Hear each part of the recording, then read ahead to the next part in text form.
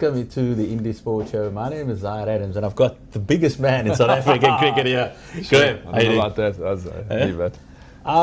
We find ourselves here in your office. Is this your day job these days? Day job. It's actually unbelievable. I mean, the amount of people that think when our season finishes that the work comes to an end is, get asked, what are you doing now? But listen, got a really good team at SA20 and working hard already on, hopefully improving a number of things and getting things right for season 4.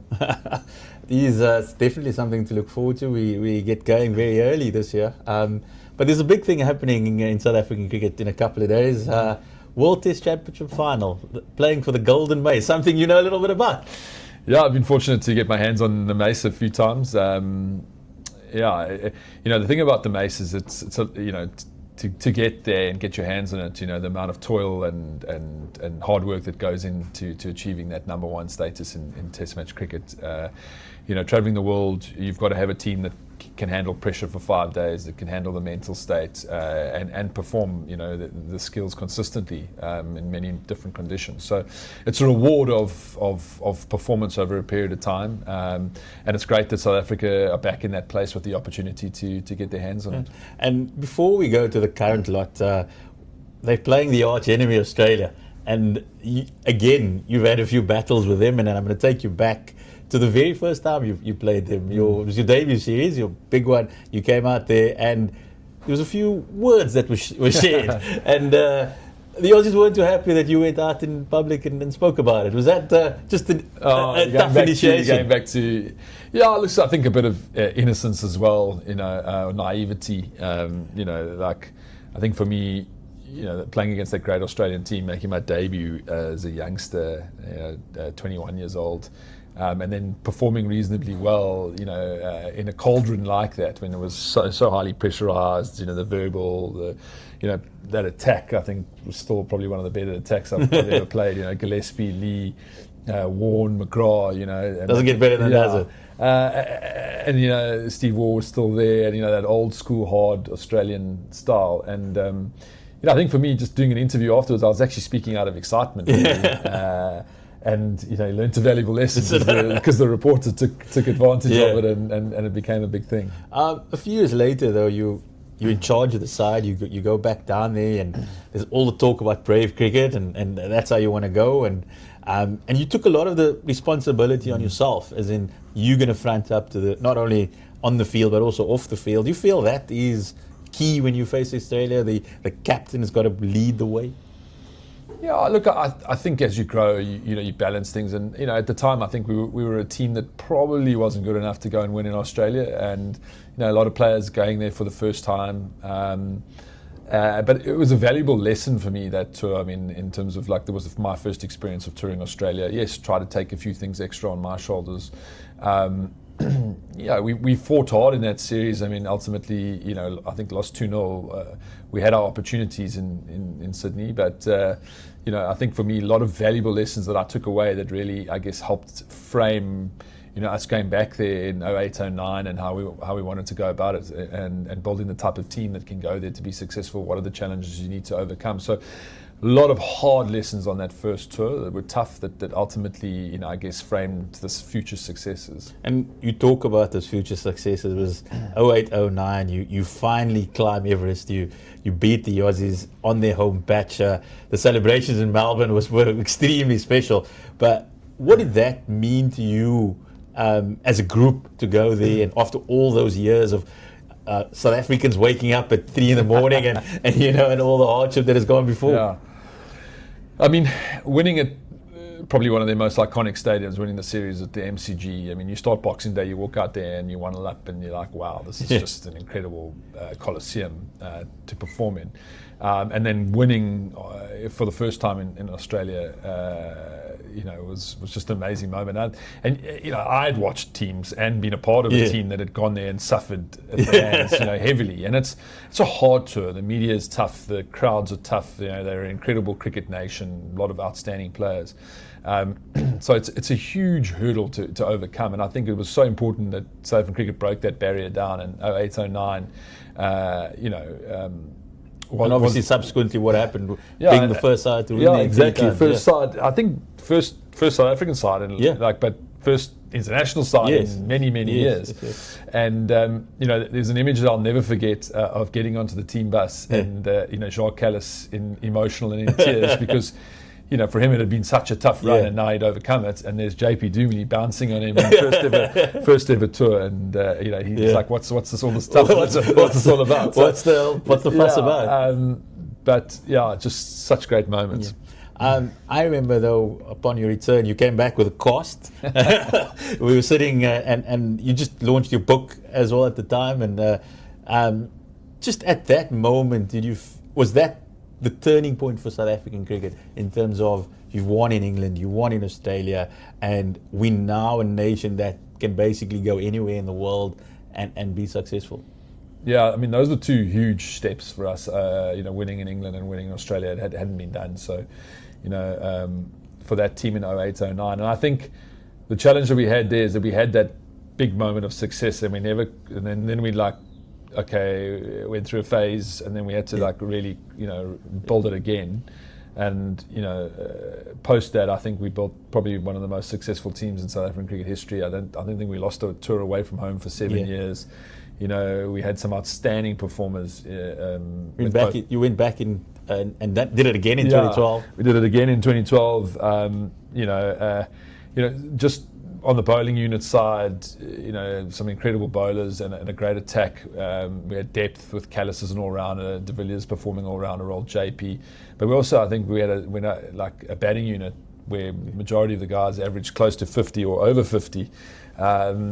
So just an ability to be consistent. And I think, we were a team that had come together. We built a culture, we built a value system, we knew what we stood for, and the performances just followed. So when you take all of that and it basically reaches crescendo at Lords 2012, you lift the mace, you guys are the best team in the world. Just that experience, the Lords experience, and how does this young side going there now, how do they cope with the enormity of the situation? Yeah, I mean, look, one, there's a lot of experience around South African cricket, so, people can reach out whenever. I mean, we've all had to, and it's something we can get better at is just, sharing of knowledge and experience of what was important for us. I mean, for example, arriving at Lords, there can be a lot of fanfare because it's people's first experience of the museum, the ground, the traditions that come with it, the members stand. Walking through the pavilion. And often it's about getting those little things kind of out the way and dealt with. Don't turn right, turn left, and all of that. Talking about the food. But it is just an amazing place to go and play cricket, and to have a World Test Championship final there, it adds to the occasion. Hopefully the South African team, really just recognises the opportunity and is, determined to go and do well. I mean, it would be fantastic to see, they are underdogs. We know that that they've got certain challenges they're going to need to overcome against a very successful Australian team. But what an opportunity! And in a once-off Test match, you just got to give it everything and perform your skills. So, talking about the once-off Test match, the one that you played was with the World 11, and just how different is the approach to? You don't have a series, you can't come back, there's no second chances. How do you approach a once-off Test match? Yeah, I mean, obviously preparation is key. I think for the underdog team, it's a benefit. Yeah. I think if you can get your stuff together and, a couple of players, or, you get, a batting unit that suddenly posts a total, or your bowlers get you into the game, it really is. I mean, over a 3 to 5 Test match series, you kind of expect the better teams to just get better and better, and, the pressure just, over a lengthy period of time will take its toll on a team that's maybe got a few gaps. But in once-off, you've got 6 days to really get it together and perform your skills. Temba, obviously, he is established. He's the premier batter in the side, averaging close to 60 over the last 2 years. As a captain, you've always said how important it is to lead from the front. Just how does he front up to the Aussies on the field, and obviously everything that goes around it? Yeah, look, I think Temba will go about it his own way. He's not he's not a guy that shouts from the rooftops. You know, he's calm, you know, assured. And as you say, the most important thing for Temba is his performance with the bat. I mean, there's a lot of players in that lineup that can bat around a Temba, and you know, with his consistent performance of late, if he can take that into the game, it really does, you know, calm things down and settle things down for the rest of the unit. And you know, then tactically, you know, I think, you know, it's going to be important to see how they go about it, him and Shuks, in terms of selection. You know, what's the type of bowling lineup they're going to put together? You know, what's the weather, what's the pitch look like, and try and put combinations together that can, you know, really, you know, hurt Australia. So that's where I want to touch on. In 2012, we saw the importance of JP and Vern. Valuable runs at 7 and 8, and the length of a batting order. Does South Africa go stack it with the all-rounders, Marco Jansen, Vian Mulder, and bat as long as possible? Just watching Shuks, I mean, he is a little bit unpredictable in terms of his selections, but I do think that he likes those options in terms of having a few more options with the ball and batting a little bit deeper. Depending on the weather, though, I would be always very nervous at Lords to go without a spin option. I think, you know, I mean, Kesh has been an outstanding option for Temba. You know, if the sun does come out, sometimes that pitch can get good, and you'll need someone to control the game as well. I mean, and that's often the nuance as a captain and a coach, is trying to find that balance in your attack. You know, if you've got out and out attacking options all over the place, suddenly you're going at 5-6 runs and over, and you know, you've got no ability to control the game and manage the game. I think spin against Australia is never a bad tactic as well. Absolutely. Obviously, we need to have have the conditions. So it's going to be interesting to see. You you expect Jansen, you expect Rabada to play. You know, does he go Patterson with Maharaj and then some all round, an extra all rounder? That's going to be interesting to see. Lords, the occasion, World Test Championship. If you had a message to that young side before easily the biggest game of their lives, what would that message be to that group of players? Yeah, I mean, listen, motivation shouldn't be an issue for the guys getting there. If you're not motivated, then there's something wrong. You know, I think a lot of work probably needs to go into sort of handling of situations, you know, chatting around, you know, how they're going to handle the media, what's going to be their messages, getting used to the juke ball, you know, what are the key kind of factors that they want to get right in a test match from a strategy perspective. So, you know, focusing on that, and then putting all things on the table in terms of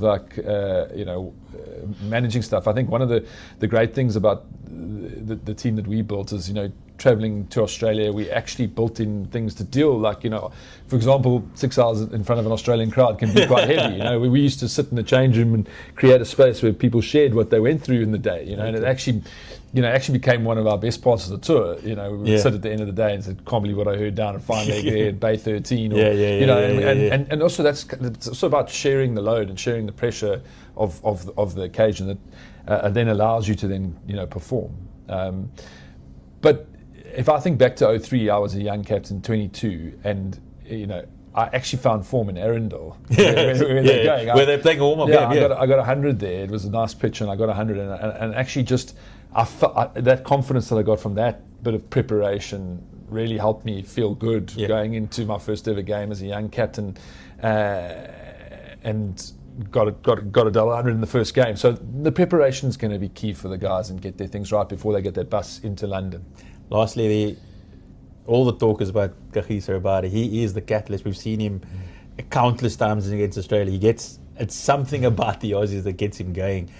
Does South Africa need him to be at his peak over that 5 days? Yeah, he will be a key figure.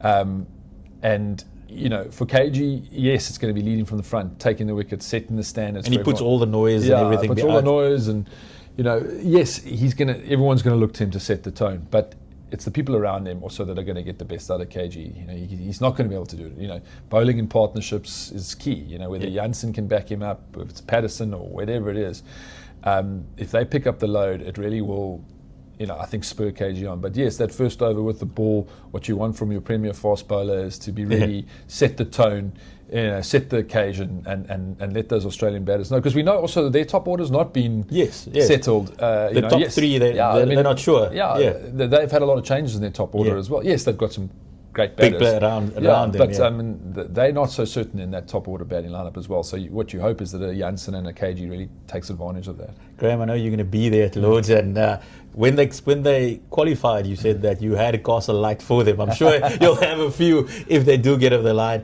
I'll be there. We'll hopefully we'll catch up, and thanks for the time. Thanks, buddy. Look forward to having one. That's Graeme Smith on the Indy Sport Show, and next time we'll see him will be at Lords for the World Test Championship final.